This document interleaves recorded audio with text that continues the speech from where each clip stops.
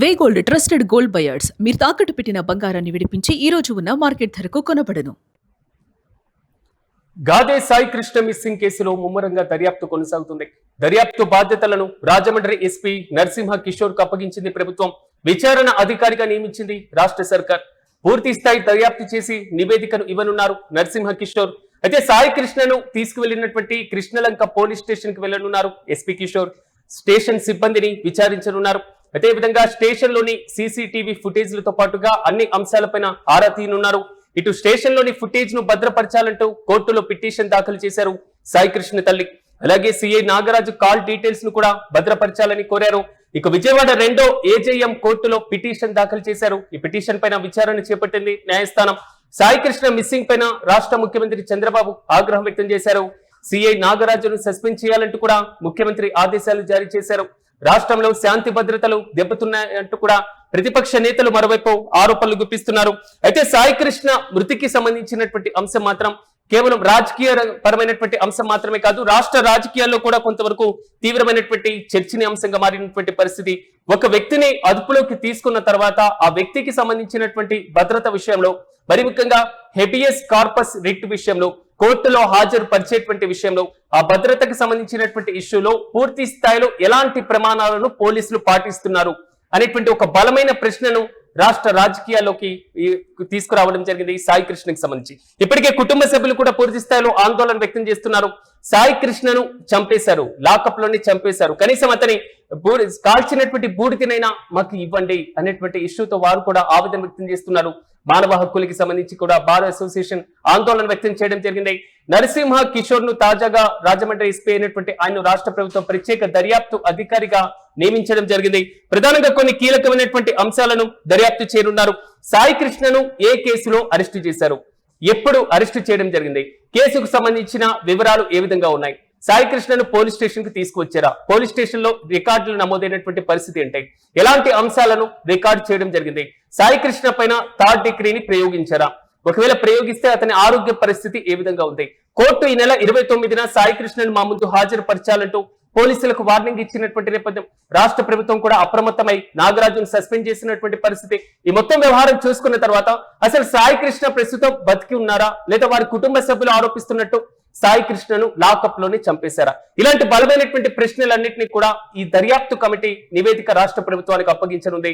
ఇప్పటికే సస్పెండ్ అయితే చేయడం జరిగింది, కానీ సస్పెండ్ చేసేటువంటి విధానం విఆర్ కు పంపడమా అనేటువంటి విమర్శలు కూడా వ్యక్తమవుతున్నాయి. మరోవైపు రాష్ట్ర ప్రభుత్వం కూడా పూర్తి స్థాయిలో విమర్శలు కూడా ఎదుర్కొంటున్నాయి. రాష్ట్రంలో శాంతి భద్రతలు ఏ విధంగా అదుపులో ఉన్నాయి అనేది మాత్రం ప్రతిపక్ష వైసీపీ కూడా ఆరోపణలు గుప్పిస్తున్నాయి. అయితే ప్రత్యేక దర్యాప్తు అధికారికి సంబంధించి మరింత సమాచారం మా ప్రతినిధి వెంకట్ అందిస్తారు. వెంకట్ చెప్పండి, సాయి కృష్ణ మిస్సింగ్ కేసులో మాత్రం దూకుడుగా వెళ్తుంది రాష్ట్ర సర్కార్. ఇన్ని విమర్శలు వచ్చిన తర్వాత ఇప్పుడు ప్రత్యేక దర్యాప్తు అధికారిని నియమించడం జరిగింది. అసలు ఏం జరుగుతుంది ఈ కేసు వ్యవహారానికి సంబంధించి ఫుల్ డీటెయిల్స్ ఏంటి? దాదాపు 4 రోజుల నుంచి కూడా ఈ అంశానికి సంబంధించి అంటే అప్పుడు రాష్ట్ర ప్రజలతో పాటు ఇటు మొత్తం 2 తెలుగు రాష్ట్రాల్లో కూడా పెద్ద ఎత్తున చర్చ అయితే నడుస్తున్నటువంటి పరిస్థితి ఉంది. ఇక ఈ అంశంలో ముఖ్యంగా సాయి కృష్ణను ఎవరైతే అతను బాధితుడిగా చెప్తున్నారో, సాయి కృష్ణ అతని మీద రౌడీ షీట్లు ఉన్నాయని ఇట్లా కొన్ని ఆరోపణలు అయితే వస్తున్నటువంటి పరిస్థితి ఉంది. ఇక దీనికి సంబంధించి సోషల్ మీడియాలో కూడా రచ్చ నడుస్తుంది. ఇక ప్రతిపక్ష వైసీపీ కూడా ఈ అంశాన్ని కొంత సీరియస్ గా తీసుకుని ముఖ్యంగా అంటే కాపులను హింసిస్తున్నారు అనేటువంటి అంశాలను కూడా కొంత కాపు సామాజిక వర్గ నేతలు ప్రస్తావించడం అన్ని కూడా మనం చూస్తూనే ఉన్నాం. అయితే తాజాగా ఈ అంశంలో అంటే వివాదాస్పద వ్యక్తిగా విమర్శలు ఎదుర్కొంటున్నటువంటి ఎవరైతే కృష్ణలంక సిఐ ఉన్నారో నాగరాజు పరిస్థితి, అంటే నాగరాజును సస్పెండ్ చేయడం, విఆర్ కు పంపడం, ఇవన్నీ కూడా జరిగినటువంటి పరిస్థితి ఉంది. అయితే ఇక్కడ అంటే ఈ అంశంలో చూసుకుంటే మాత్రం అంటే ఇప్పుడు రాజమండ్రి ఎస్పీ ఉన్నారు కిషోర్ కు బాధ్యతలు అప్పగించారు. మొత్తం పూర్తి స్థాయిలో విచారణ జరపాలి, అక్కడికి వెళ్లి కృష్ణలంక పోలీస్ స్టేషన్ కి వెళ్లి విచారణ జరపాలి. విచారణ జరిపిన తర్వాత అంటే మొత్తం అక్కడ సీసీ ఫుటేజ్ కానీ అలాగే అక్కడ ఉన్నటువంటి సిబ్బందిని కానీ వీళ్ళందరినీ కూడా విచారించాలి అనేటువంటి అంశాన్ని అయితే చెప్తున్నారు. కానీ అలాగే సీసీటీవీ ఫుటేజ్ ను కూడా ఆయన పరిశీలించేటువంటి అవకాశం ఉంది అనేటువంటి వార్తలు కూడా వస్తున్నటువంటి పరిస్థితి ఉంది. అయితే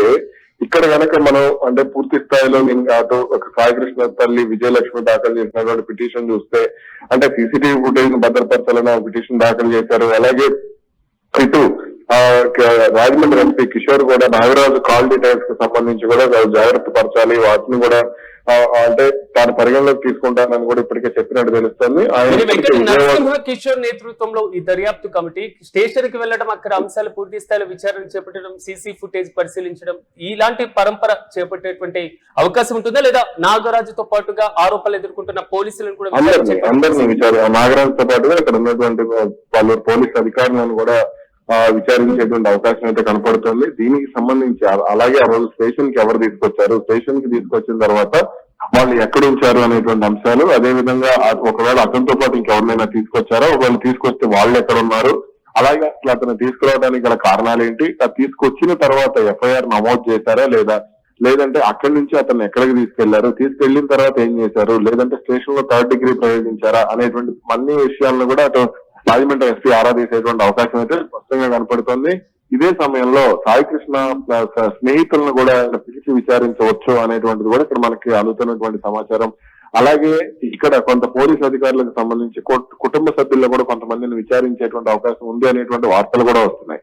అలాగే దీనికి సంబంధించి ఓ కీలక పోలీస్ అధికారి నాగరాజుకు సహకరించారనేటువంటిది కూడా కొంత ఉన్నటువంటి ఆరోపణ. కాబట్టి దీనికి సంబంధించి కూడా చాలా జాగ్రత్తగానే విచారణను ముమ్మరం చేసేటువంటి అవకాశం అయితే కనపడుతుంది.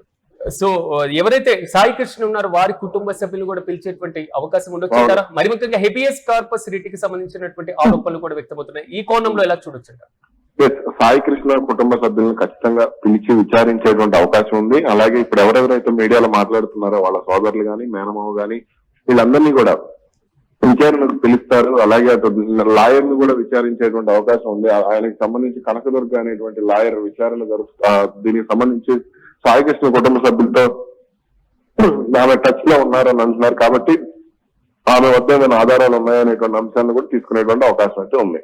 Yes right Venkat, thank you.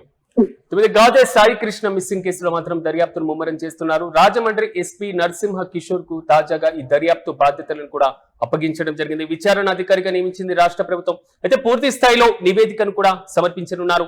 Sai కృష్ణను arrest చేసినటువంటి వైనం, అతన్ని తీసుకొచ్చినటువంటి వైనం.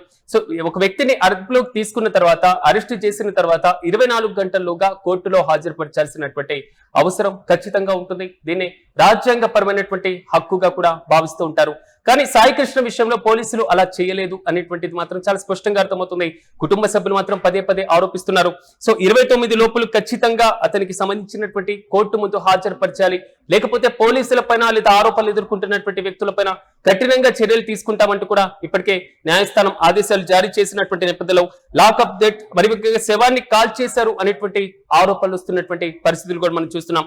చూడాలి తాజాగా నరసింహ కిషోర్ రాజమండ్రి ఎస్పీ నేతృత్వంలో జరగబోతున్నటువంటి ఈ విచారణ ఎలాంటి నివేదికను రాష్ట్ర ప్రభుత్వానికి ఇవ్వబోతుంది, ఎవరిని దోషులుగా తేల్చబోతుంది.